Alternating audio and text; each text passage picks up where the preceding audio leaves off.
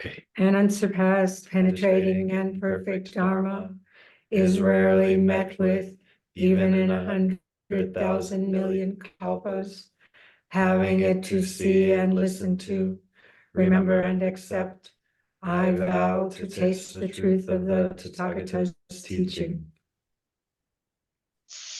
Good morning and welcome to Great Tree Zen Women's Temple and our chilly morning. Our speaker this morning is Caroline Yongue-Savana Amata. But first, a short message about Dana. In Buddhism, when Zen practitioners share their understanding of the teachings in practice, it is offered freely as a practice of Dana Paramita. Dana is a Pali word that means generosity or to give freely, and this practice is done without expectation of getting something in return. This is the spirit about speaking the Dharma. Other ways to practice Dana is to offer support to those who share the teachings, to support places of spiritual practice, and to give without judgment or expectation when opportunities arise. Those who share the teachings at Great Tree do so on a Dana basis. Please support their practice by giving what you can. And Caroline has decided to give Dana to Great Tree this morning. Thank you. Caroline Yongue-Savana Amata, ordained a lay minister and teacher, is director of the Center for End-of-Life Transitions and Carolina Memorial Sanctuary, North Carolina's first conservative burial ground. Both are faith projects of Anattasati. I had it all said it out this morning, but now my tongue is tied. Anattasati Magga. Yay! Okay. She began her Buddhist practice in 1990 under the guidance of Zen teacher Nancy Spencer and has made death care her life work. Welcome this morning. Thank you so much. Thank you for having me, and thanks for this opportunity to be here with you. Tejo has asked me to speak about sewing as a spiritual practice. And I'm happy to offer you my experience and perspective, and I am by no means an expert, all right? So I'll just let you know I have a script here because I'm not very good about speaking off the cuff. So that's what I'll be doing. So those of us here have experienced many ways that we can engage in a spiritual practice. We use formal sitting meditation, and when we do that, we use our body and mind to sit with no deliberate thought in serene reflection meditation. We settle ourselves onto our cushion, our bench or chair, or maybe we're lying down. And we might utilize our breath to stabilize our awareness and to help us to settle. And then we just rest in the posture, allowing thoughts to come and go. And there is often a gap or gaps of awareness where there is no self and other. And we experience the Buddha's teaching and direction.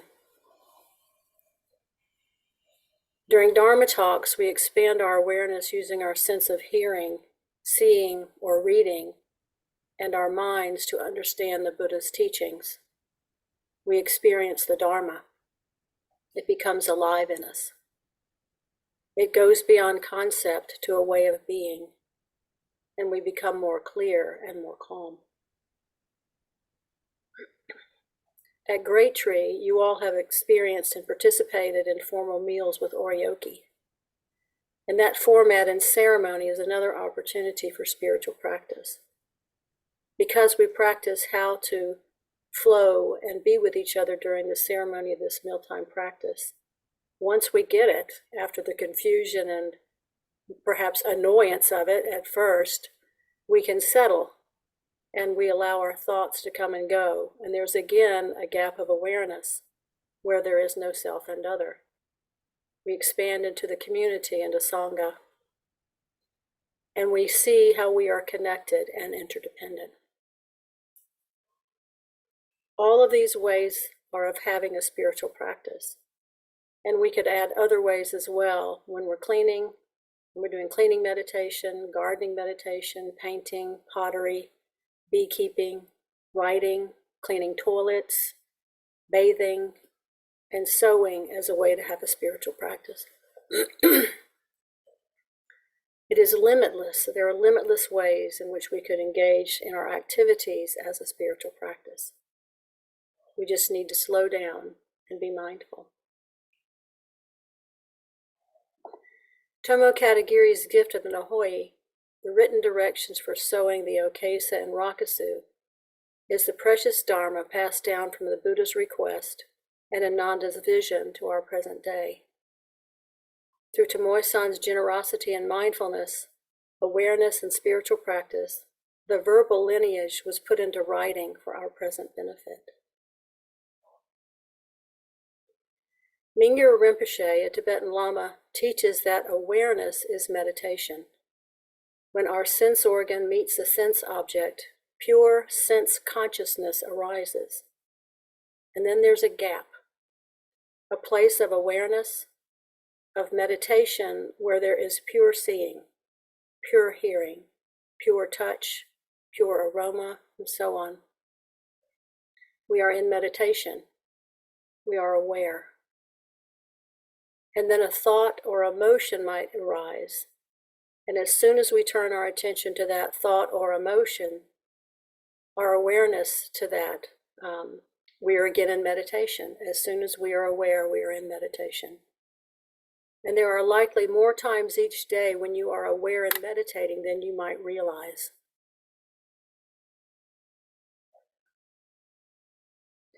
Sewing the Buddha's robe, the Okesa and the Rakusu, uses most of our senses. We have the physical form of the manual, which we see and read. When reading this book, one has to be still and quiet to grasp the concept and instruction presented. We have the object of the fabric and supplies we utilize to construct the Buddha's robe. And we engage our hearing to receive instruction from someone who has gone before, remembering the teaching and sharing it with others. We use our minds to grasp the understanding of how one measurement from our body and a measurement from the Buddha's body can come together through causes and conditions to manifest in the Buddha's robe.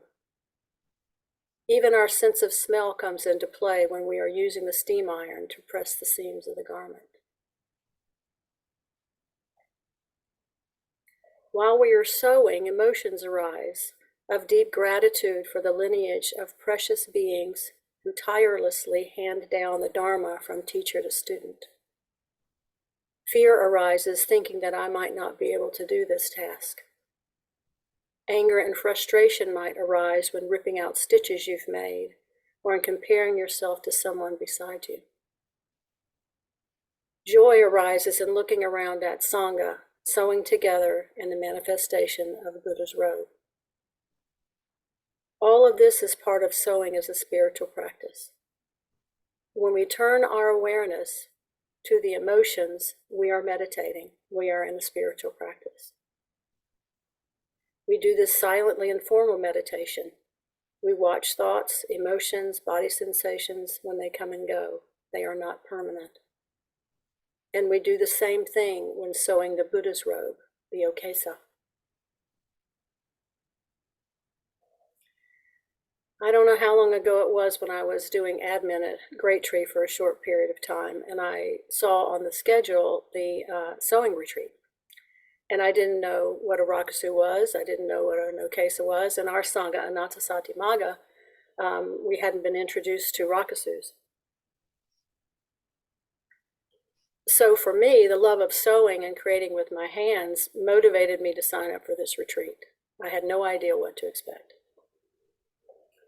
And Tomoe-san and Teijo were there to teach the retreat. It was completely foreign. The Japanese terms, the garment that I'd never seen, the kyakushi stitch, the way of pinning pieces together, it was all new. And I remember Tomoe-san, and I've sewn a lot. My mom taught me how to do hand sewing and on a machine, I think, when I was 5. So I was pinning pieces together, and Tomoe-san was trying to get me to understand that I wasn't doing it in the way it needed to be done in order to secure this, make the pieces stable. And I would ask again and again. And finally, I dropped I had to, you know, how we think we know what we're doing, and you just have to let it go. And so I finally let it go, and I understood what she was saying, and it was an aha moment. So that's what happens when one sows the okesa. You finally let go of trying to hold fast to how you might feel about what you're doing, or how the stitch should be, and you let go. Also at that retreat, two of Tejo's students were sewing okesa. I can't remember who they were, but there were two men sewing okesa. I remember in the Buddha hall there, they were in the two corners, and the rest of us sewing rakusus were lined up on that side over there by the windows. And I kept looking at the okesa, and I knew I was going to sew that okesa. I have seen the okesa before. It was just a knowing that arose in me. And during my karmic stream, perhaps in a previous life, like Ginjo was talking about last week about the prostitute who ingests wrapped the okesa around herself. I was blessed with seeing coming into contact with the okesa, and all of us were, or we wouldn't be here. So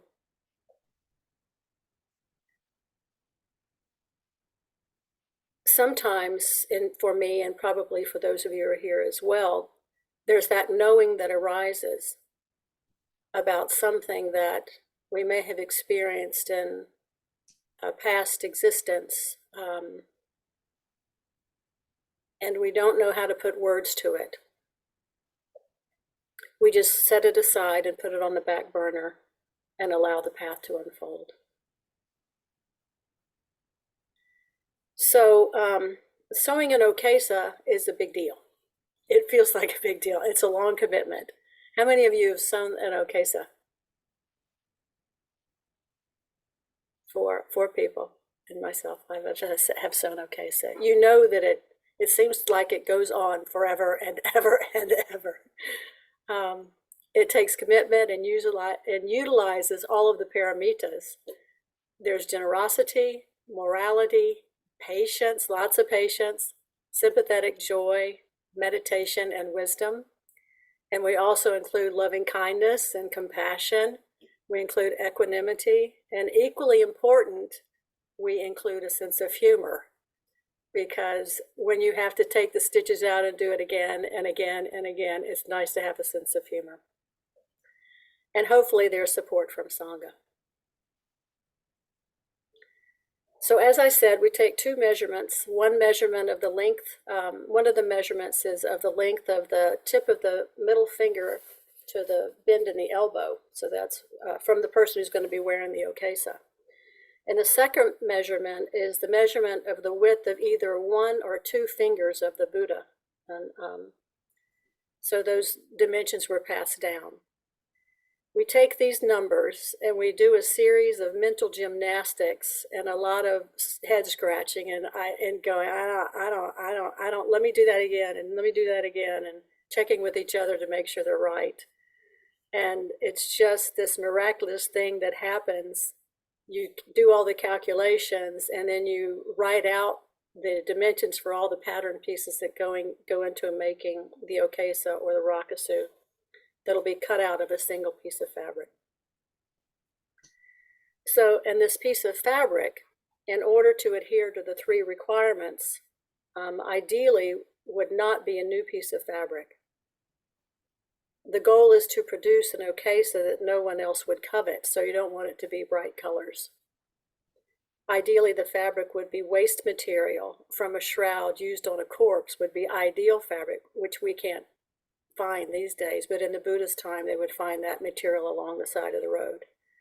And they would wash it and dye it with plants to produce a nondescript color. Again, so that no one would covet it. And this fabric would be cut in according to the size requirements that we talked about before.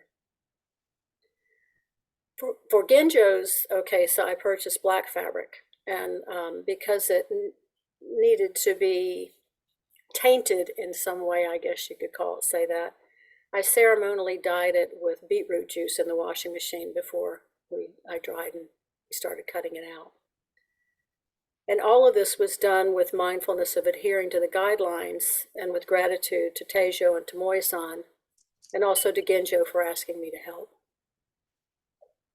Before we began cutting out the fabric, I circled the fabric over the incense 3 times as I had seen Teijo do, reciting the 3 homages to open the eye of the fabric in preparation for transformation to Buddha robe. And then we started. We began step by step all the way, just like the development of our own spiritual practice. With each step reciting a mantra, I take refuge in the Buddha, or I take refuge in the Buddha, the Dharma, and the Sangha. And this invitation to the Buddha and the 3 jewels felt like an invitation to the long line of ancestors to come and bless this practice. And we felt like they came,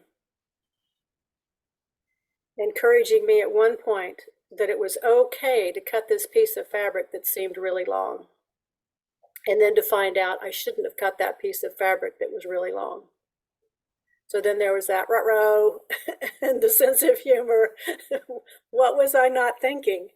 And so we fixed it, and it wasn't personal. You know, it's just a recognition of not being mindful in the moment, which happens.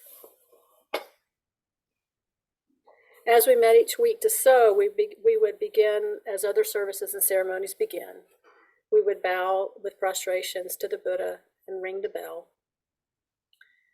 And in the intonation and recitation of the Okesa Sutra, and then bowing to each other before we took our place to sew. In the Okesa Sutra, the first time I heard it, I thought, I don't understand this. I don't get it. But now I'm starting to understand the poetry and the beauty of it, and the power of the 10 precious virtues intrinsic to the garment of the Okesa. And the quote is, while common clothing encourages the growth of delusion, the garment of the Dharma, the Okesa, is by no means like that.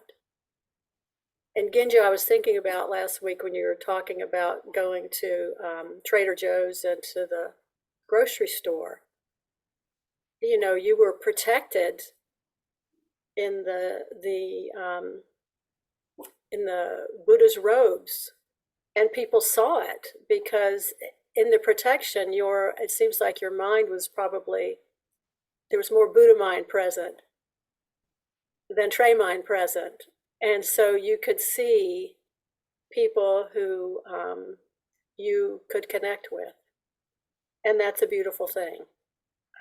If we could think about that when we don the layman's clothes, that perhaps we could use our Buddha mind to behave as if we're wearing the Buddha's robes. So as Genjo and I sewed together, Sangha came, Meredith came, Drew came, and we sewed together. And we had great joy in sewing with each other and doing this for Genjo. We learned about each other, we found common ground, and we liked being together with the spiritual practice of sewing. We are connected through Genjo's Buddha robe, and we are Sangha. In my own life, at my teacher's request, death and dying are what I have primarily studied and teach. And learning about the bardos of birth, life, sickness, and death, and then becoming, it is in this teaching that I came to understand that we are in the bardo, that when we are in the bardo of becoming, between death and birth, we are looking for new parents. It's not a given that our next manifestation will be in human form. Our mind stream and karma in the bardo will determine the environment and body we will receive. We are searching for a way to ripen our karma so that it may be healed. We are drawn to couples who will provide the environment for this to manifest. But this isn't to say that our birth parents are going to be perfect and completely nourish us along the way. It's less about the parents and more about our own karmic stream and what we came into this body to heal karmically.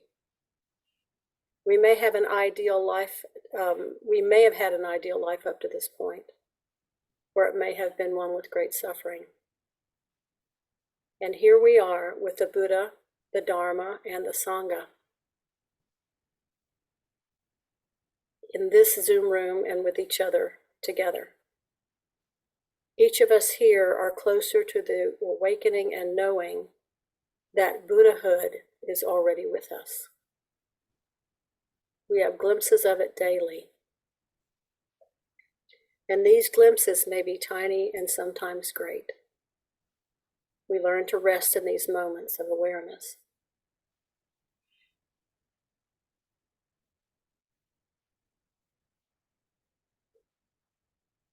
Has everyone here sewn a rakusu? Has anyone not done any sewing meditation? Okay.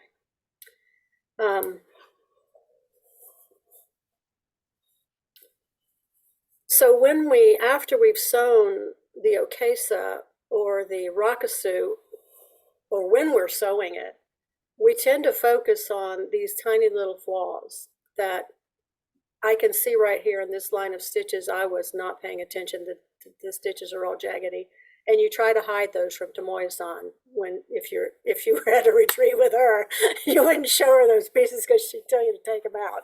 So, and the same is true when we're doing the okesa. I told the story to Ginjo that I was sewing an okesa for my teacher, and some of our song is in California, so I sent some of the strips to California to sew. And they came back, and some of the stitches were huge and wonky. And so my teacher, Sujata, asked me to put those stitches in the okesa where they wouldn't be seen, but that's not how it works. And so it turned out when we finished the okesa, that panel is right in front. And so that batch of stitches that she asked me to hide is right there on her shoulder. But it's part of it, Sangha sewed it. And so some of us have neater stitches and some of us don't, but it's part of the practice.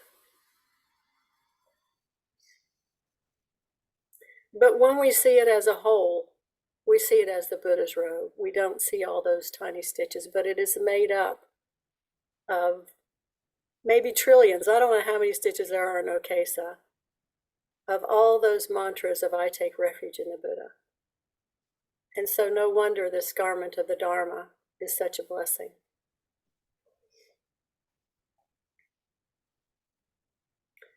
So I encourage you all to treat this garment as a precious jewel. When you place it on your head to recite the Kesa verse, open your heart to what you are reciting. You have had countless lifetimes on this path to find the Buddha, the Dharma, and Sangha, and to wear this precious clothing. And here you are.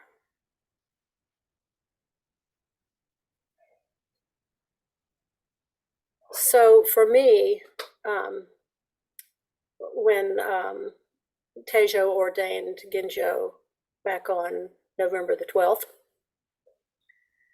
there was a new reality of what sewing as a spiritual practice means to me.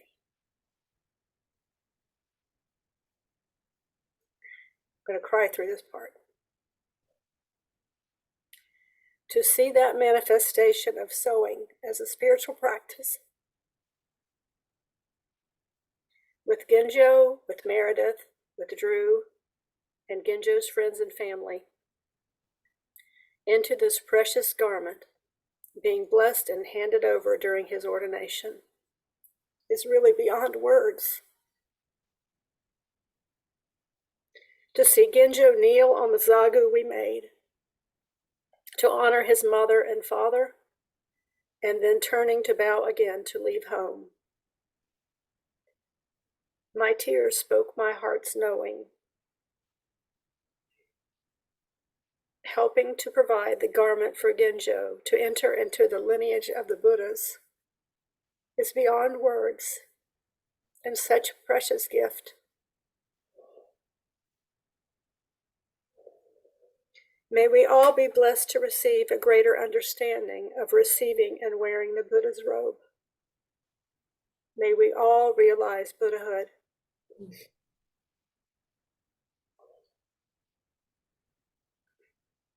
This to me is what it means to receive the gift of sewing as a spiritual practice.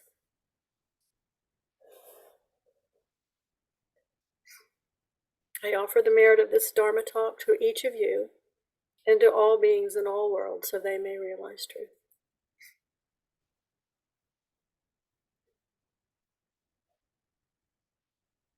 So I'm certainly open to comments and questions and clarifications if you have them.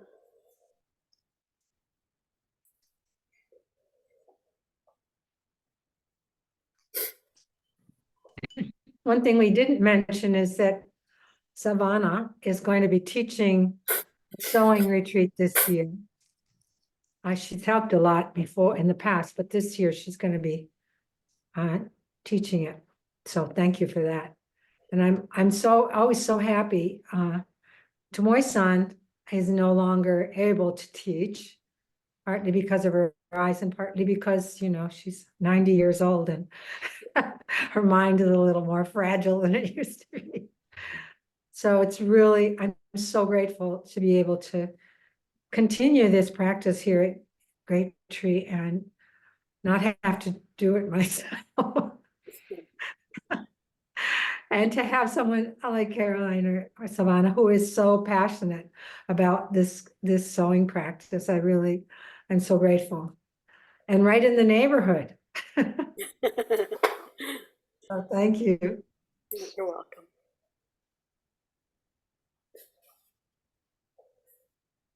Yeah, I just want to share my gratitude with you as well.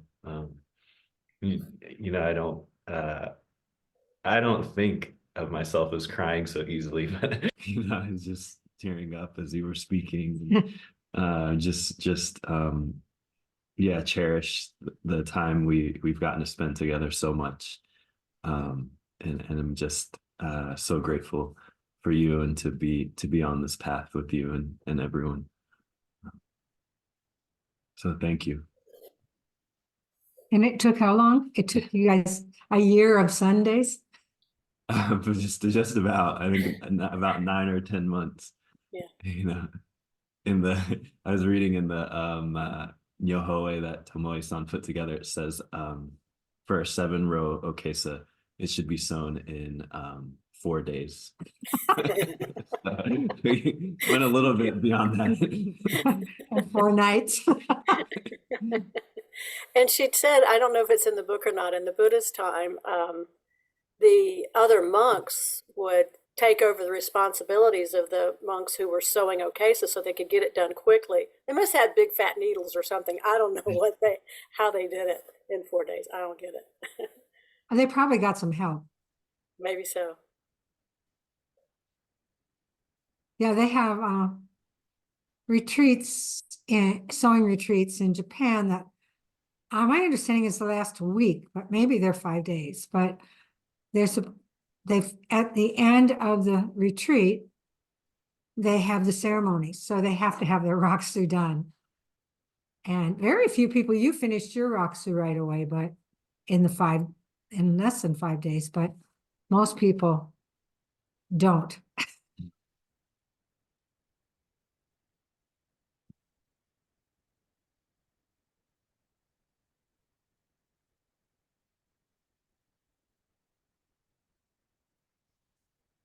Do you often teach the practice of the 10,000 bows when sewing a rakusu? I don't know anything about the 10,000 bows. My teacher tasked me with that when I started sewing my rakusu. And throughout the course of the sewing, I did 10,000 bows while doing it. How long? It took me about 6 months. Wow. She did not give me a time period, but yeah, it took me about 6 months Wow. to get it done. Who's Pardon me? your teacher? Diane Benage of Mount Oh, Equity Diane's Zen. son. Yeah, she's pretty hard. She is pretty hardcore. Very orthodox, yes. And I was grateful for that. Yeah. Yeah, yeah. She was in a ballet company Yes. before she became a nun, and before she went, I think she might have danced a little in Japan, but when I visited her one time, her mother showed me a picture of her in her ballet pose, Yes. and it was perfect. Yeah. And that's exactly the way she did Zen practice. Yes. And she was in Japan for more than 20 years. Yes, that's correct. And, Yes. and for a while, she lived in a overturned miso vat. Was Soy it? sauce. Soy sauce. Soy Yeah. sauce. Yeah, because her teacher was very poor, and they had. It was probably very easy for her to do 10,000 prostrations. I don't know. I don't know about that. I don't know. Wow. Her teacher I met one time, and he was, I could hardly look at him because he was so intense to look at even. So yeah, 10,000 bows. Wow, okay. Who was her teachers? I don't remember his name. Do you know her teacher? Kappa Daito Roshi. Daito Roshi. Yeah. He came to LA for a ceremony we did about 15 years ago. And her teacher at the Nisoto was Aoyama. Aoyama. Yeah. Who Chimio studied with. Yes. Also. At the Nisoto is the convent. Yeah. Anyway, we digress, but 10,000, okay.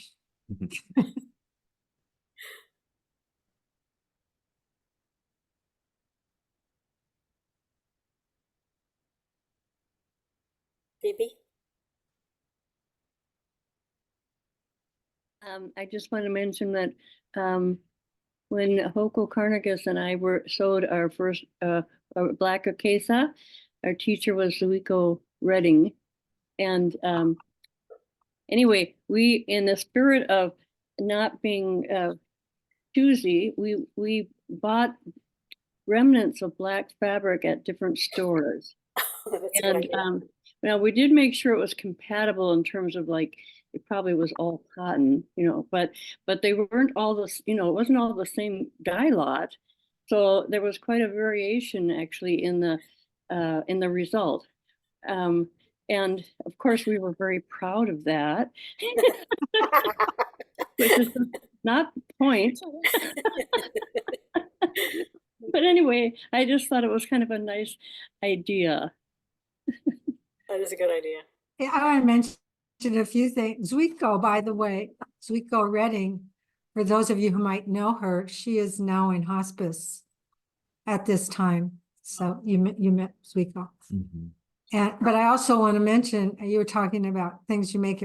I made my first sokesa out of a sleeve from one of Kadagiri Roshi's kuromos, his old kuromo. A whole okesa? I made a whole okesa out of a sleeve. Wow. And now about 3 or 4 layers because it was old fabric. And so it wears, but it was silk. I would not suggest making one out of silk. It slips.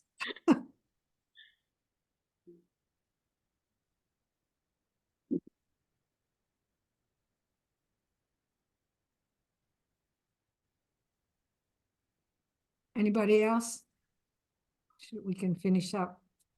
I just want to say thank you. And I'm looking forward to meeting you and practicing sewing with you Good. in a Thank couple you. of weeks. Thank you. Me too. And I at wanna- the beginning of go ahead.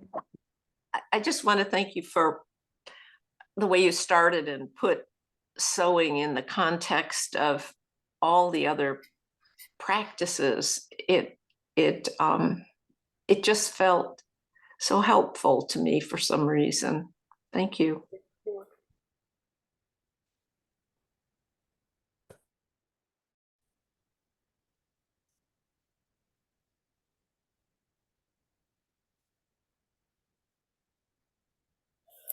Thank you all. May the merit of this practice May the merit of this practice benefit all beings benefit all beings and bring peace. and And bring peace. Thank you. Thank you. See you soon. Yes. As soon as the snow melts. Right. Bye-bye. Bye.